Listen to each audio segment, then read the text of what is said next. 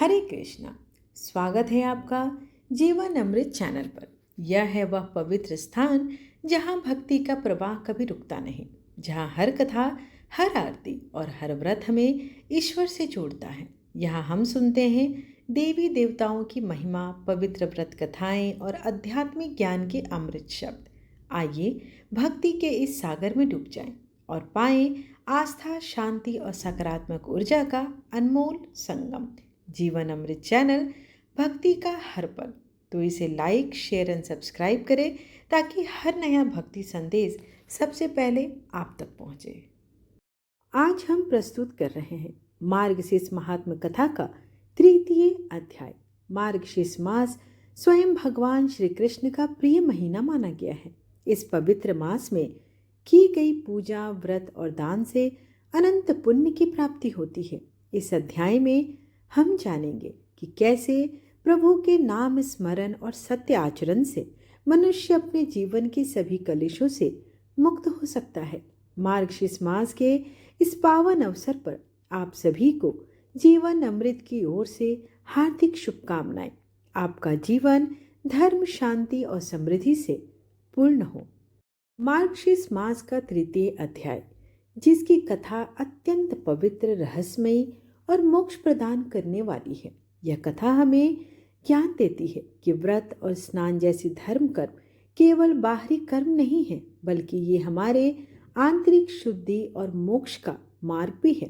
कथा का आरंभ होता है हिमालय की विशाल श्रृंखलाओं में, जहाँ एक दिव्य पर्वत था। उस पर्वत की ऊंचाई 36 योजन बताई गई। उसकी चोटी 10 योजन चौड़ी और आधार 16 योजन विस्तृत थी। जहाँ के वृक्ष जैसे हरी चंदन, आम, देवदार और अर्जुन की छाल अपनी सुगंध से दिशाओं को सुगंधित कर रहे थे। उस पर्वत की शोभा ऐसी थी मानो वहीं एक वृक्ष के नीचे तपस्वी भृगु ऋषि तपस्या में लीन थे। तभी आकाश मार्ग से एक विद्याधर अपनी सुंदर पत्नी के सहित उतरता है, किंतु उसके मुख का आकार व्याघ्र अर्थात बाघ जैसा था। उसका शरीर तो दिव्य था, किंतु मुख देखकर भृगु ऋषि को आश्चर्य हुआ। विद्याधर ने आकर उन्हें साष्टांग प्रणाम किया और विनीत स्वर में बोला, हे महर्षि, मैं अत्यंत दुखी हूँ। यद्यपि मैंने अपने पूर्व जन्म में अनेक पुण्य किए हैं, परंतु सुंदर पत्नी तो है जो नृत्य और संगीत में निपुण है, किंतु मेरा चेहरा इस व्याघ्र के समान क्यों है? यह दंड मुझे किस कारण मिला? तब भृगु ऋषि ने अपनी दिव्य दृष्टि से सब कुछ जान लिया और बोले, हे विद्याधर, जब मनुष्य व्रत करते हुए भी विधि का उल्लंघन करता है, तब उसका पुण्य अधूरा रह जाता है। तूने माघ मास की एकादशी का व्रत तो किया था, परंतु द्वादशी के दिन तूने तेल का सेवन किया, इसलिए यह व्याघ्र रूप तुझे प्राप्त हुआ है। यह दोष तुझे उसी प्रकार मिला जैसे कभी राजा पुरुरवा को मिला था। विद्याधर ने विनम्र स्वर में पूछा, हे मुनिश्रेष्ठ, वह राजा पुरुरवा कौन था और उसे ऐसा दोष क्यों मिला? भृगु ऋषि बोले, सुनो विद्याधर, प्राचीन समय में राजा पुरुरवा अत्यंत तेजस्वी और धर्मात्मा था। उसने एकादशी का व्रत बड़ी श्रद्धा से किया, किंतु द्वादशी को जब स्नान के पूर्व उसने अपने शरीर में तेल लगाया, तब वह तत्काल कुरूप हो गया। उसके अंग पहले जैसे रहे, पर मुख असुंदर और भयानक हो गया। तब वह पश्चाताप से व्याकुल हुआ और हिमालय के पर्वत पर चला गया।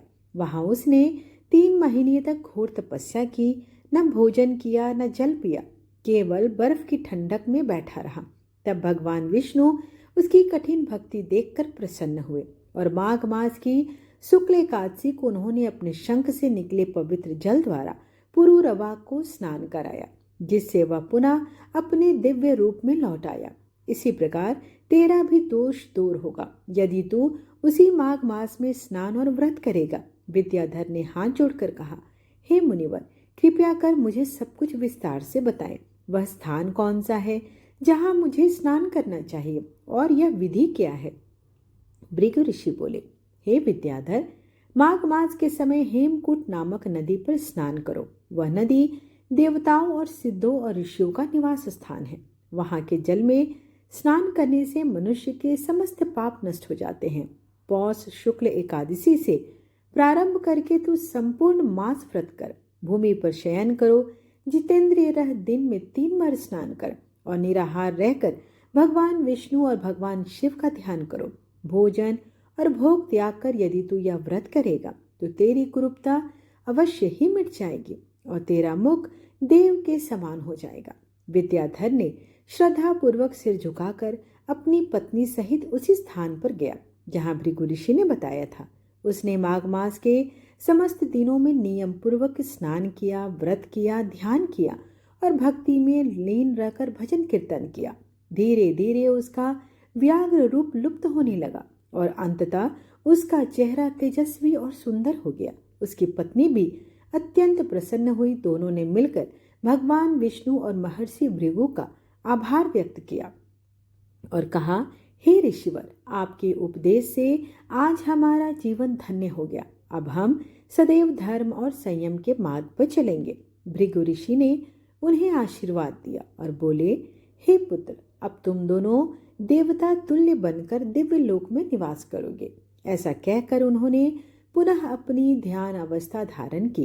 कथा के अंत में वशिष्ठ जी ने राजा दिलीप से कहा, हे नरेश, जो मनुष्य माघ मास के पुण्य काल में श्रद्धा से एकादशी का व्रत करता है, स्नान करता है, वह समस्त पापों से मुक्त होकर अंत में विष्णु धाम को प्राप्त होता है।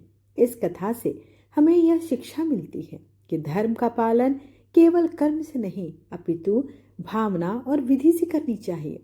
व्रत के नियमों का उल्लंघन नहीं करना चाहिए, क्योंकि एक छोटी सी चूक भी महान परिणाम ला सकती है। यह भी कि भगवान विष्णु की कृपा से कोई भी दोष शुद्ध हो सकता है। यदि हम सच्चे हृदय से भगवान की भक्ति करें, सही नियमों से पूजन करें, तो भगवान विष्णु अपनी कृपा दृष्टि अवश्य ही देते हैं। व्रत केवल शरीर का नहीं बल्कि मन के तप का भी है, और जब तक मन तप दोनों नहीं मिलते तब तक पाप नष्ट होकर पुण्य में नहीं बदलता। इसलिए जब भी माघ मास आए तब श्रद्धा और प्रेम से भगवान विष्णु का पूजन करें, एकादशी का उपवास करें और नियम पूर्वक द्वादशी का पालन करें। तब निश्चित रूप से जीवन में सौंदर्य, सौभाग्य और शांति का प्रकाश उज्जवल होगा। जय श्री हरि, जय श्री कृष्ण हरे। श्रोतागणों, तो ये थी पहली कथा। अब हम सुनेंगे दूसरी कथा, जो कि श्रीमद् भागवत गीता के 12 अध्याय अर्थात अध्याय 12 पर आधारित है।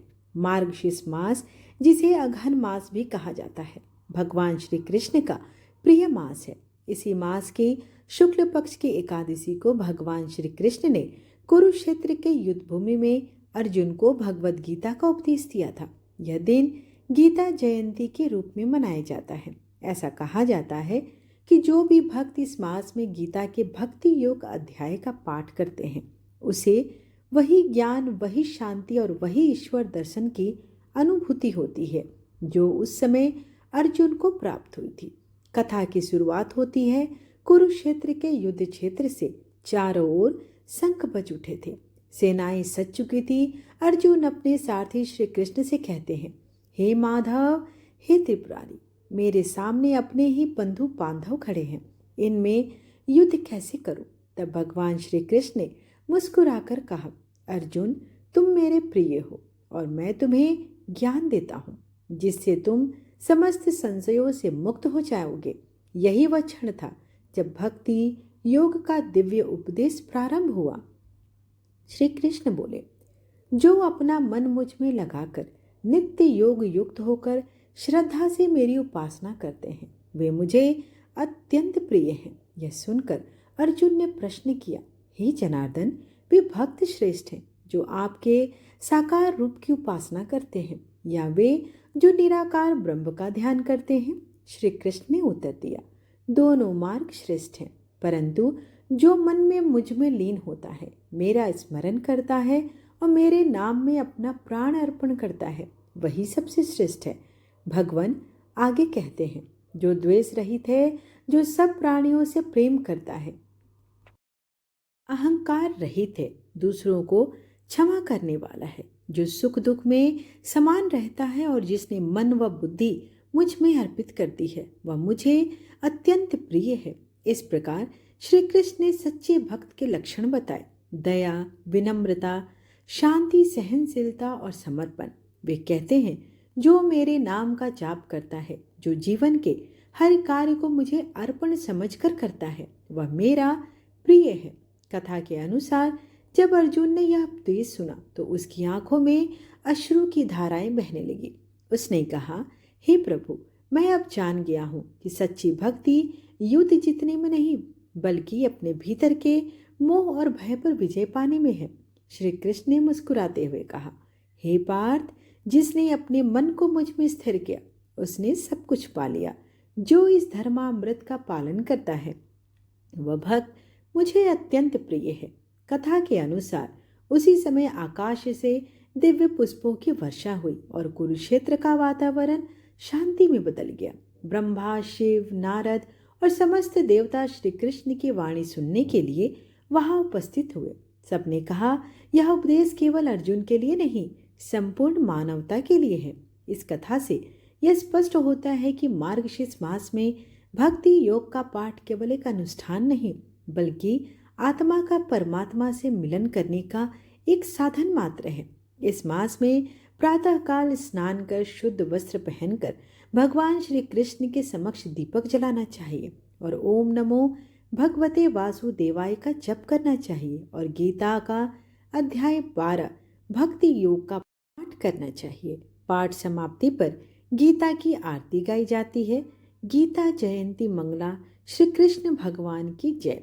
अंत में तुलसी दल अर्पित करते हुए संकल्प ले कि हे प्रभु, मुझ में भक्ति, नम्रता और समर्पण की भावना स्थायी कर दो। भक्तों, जो भी इस कथा को श्रद्धा से सुनता है या गीता का पाठ इस महीने में करता है, भगवान उसके जीवन से भय, भ्रम और दुख को दूर करते हैं। उसके हृदय में एक दिव्य प्रकाश जगमग होता है, जो कि श्रद्धा, दृढ़ संकल्प और भक्ति को उजागर करता है। इसलिए मार्गशीर्ष मास में गीता के भक्ति योग अध्याय का श्रवण और पठन स्वयं भगवान श्री कृष्ण को प्रसन्न करने का एक सर्वोत्तम उपाय है। इस प्रकार आज की कथा यहीं पर समाप्त हुई। आइए अब विष्णु चालीसा का पाठ करेंगे और समापन आरती के साथ करेंगे। विष्णु सुनिए विनय सेवक की चितलाए, कीरत कुछ वर्णन करूं दीजे ज्ञान बताए। नमो विष्णु भगवान खरारे, कष्ट नसावन अखिल बिहारी। प्रबल जगत में शक्ति तुम्हारी, त्रिभुवन फैल रही उजियारी। सुंदर रूप मनोहर सूरत, सरल स्वभाव मोहनी मूरत। तन पर पीतांबर अति सोहत, वैजयंती माला मनमोहत। शंख चक्र कर गदा विराजे, दैत्य दैत्य असुर दल भाजे। सत्य धर्म मद लोभ न गाजे, काम क्रोध मद लोभ न छाजे। संत भक्त संजन मनरंजन, दनुज असुर दुष्टन दल गंजन। सुख उपजाए कष्ट सब भंजन, दोष मिटाए करत जन सज्जन। पाप काट भव सिंधु उतारन, कष्ट नाश कर भक्त उबारन। करत अनेक रूप प्रभु धारण, केवल आप भक्ति के कारण। धरणी धेनु बन तुम ही पुकारा, तब तुम रूप राम का धारा। भार उतार असुर दल मारा, रावण आदि को संहारा। आप वराह रूप बनाया, हिरण्याक्ष को मार गिराया। धर्म तस्य तन सिंधु बनाया, 14 रत्नन को निकलाया। अमिलक असुरन द्वंद मचाया, रूप मोहनी आप दिखाया। देवन को अमृत पान कराया, असुरन को छवि से बहलाया। कुर्म रूप धर सिंधु मझाया, मंदराचल गिरि तुरत उठाया। शंकर का तुम फंद छुड़ाया, भस्मासुर को रूप दिखाया। वेदन को जब असुर डुबाया, कर प्रबंध उन्हें ढूंढवाया। मोहित बनकर खल ही नचाया, उस ही कर से भस्म कराया। असुर जलंधर अति बलिदाई, शंकर से उन किन्ह लड़ाई। हार पार शिव सकल बनाई, किन सत से छल खल कल जाई। सुमिरन किन तुम्हें शिवरानी, बतलाई सब विपत कहानी। तब तुम बने मुनीश्वर ज्ञानी, वृंदा की सब सूरति भुलानी। देखत तीन दनुज सैतानी, वृंदा आए तुम्हें लपटानी। हो स्पर्श धर्म क्षति मानी, हना असुर उर शिव सैतानी। तुमने ध्रुव प्रहलाद उबारे, हिरण्याकुश आदि खल मारे। गणिका और अजामिल तारे, बहुत भक्त भव सिंधु उतारे। हरहु सकल संताप हमारे, कृपा करहु हरि सिरजनहारे। दे कहूँ मैं निज दरस तुम्हारे, दिन बंधु भक्तन हितकारे। चाहता आपका सेवक दर्शन, करहूँ दया अपनी मधुसूदन। जानू नहीं योग्य सब पूजन, होय यज्ञ स्तुति अनुमोदन। शील दया संतोष सुलक्षण, विदित नहीं व्रत बोध विलक्षण। करहूँ आपका किस विधि पूजन, कुमति विलोक होत दुख भीषण। करहूँ प्रणाम कौन विधि सुमिरन, कौन भांति में करहूँ समर्पण। सुर मुनि करत सदा सेवकाई, हर्षित रहत परम गति पाई। दिन दुखीन पर सदा सहाय, निज जन जान लेव अपनाई। पाप दोष संताप नसाओ, भव बंधन से मुक्त कराओ। सूत संपत्ति दे सुख उपजाओ, निज चरणन का दास बनाओ। निगम सदा ये विनय सुनाए, पढ़े सुने जो जन सुख पावे। आइए अब भगवान की आरती करते हैं। ओम जय जगदीश हरे स्वामी, जय जगदीश हरे। भक्त जनों के संकट क्षण में दूर करे। ओम जय जगदीश हरे। जो ध्यावे फल पावे, दुख बिन से मन का सुख संपत्ति घर आवे। कष्ट मिटे तन का, ओम जय जगदीश हरे। मात पिता तुम मेरे, शरण गहूँ मैं किसकी। तुम बिन और न दूजा, आस करूँ मैं जिसकी। ओम जय जगदीश हरे। तुम पूर्ण परमात्मा, तुम अंतर्यामी। पार ब्रह्म परमेश्वर, तुम सबके स्वामी। ओम जय जगदीश हरे। तुम करुणा के सागर, तुम पालन करता। मैं मूरख खल कामी, कृपा करो भरता। ओम जय जगदीश हरे। तुम हो एक अगोचर, सबके प्राणपति। किस विधि मिलूं दया मैं, तुमको मैं कुमति। ओम जय जगदीश हरे। दिन बंधु दुख हरता, तुम ठाकुर मेरे। अपने हाथ उठाओ, द्वार पड़ा मैं तेरे। ओम जय जगदीश हरे। विषय विकार मिटाओ, पाप हरो देवा। श्रद्धा भक्ति बढ़ाओ, संतन की सेवा। ओम जय जगदीश हरे। तन मन धन और संपत्ति, सब कुछ है तेरा। तेरा तुझको अर्पण, क्या लागे मेरा। ओम जय जगदीश हरे। श्री जगदीश जी की आरती जो कोई नर गावे। कहत शिवानंद स्वामी, मन वांछित फल पावे। ओम जय जगदीश हरे।